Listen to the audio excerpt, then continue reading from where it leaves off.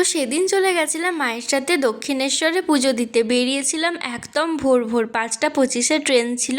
দমদম যখন পৌঁছাই তখনও না একদম অন্ধকারই ছিল। তবে দমদম থেকে একটু পরে ট্রেন পেয়েছিলাম, আর অত ভোরে তো মেট্রো থাকে না, নাহলে মেট্রোতেই যেতাম। তারপর দক্ষিণেশ্বর পৌঁছেছিলাম 7টার দিকে। স্কাইওয়াক থেকে এখানে একটা পুজোর ডালা নিয়েছিলাম। 7টার দিকে পৌঁছে গেছিলাম, তখন কিন্তু আমরাই প্রথম আসি, আর ওই কয়েকজন ছিল। এরপর ঢুকে গেলাম মন্দিরে। যেহেতু সকাল সকাল এসেছিলাম সেজন্য না বেশি লাইন দিতে হয়নি, আর অনেকক্ষণ মায়ের দর্শন করতে পেরেছিলাম।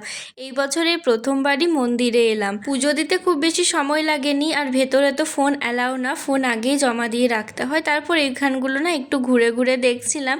যদিও এর আগে অনেকবার এসেছি, তবে যতবার যাই ততবার মনে হয় যেন প্রথমবারই আসছি, এত ভালো লাগে।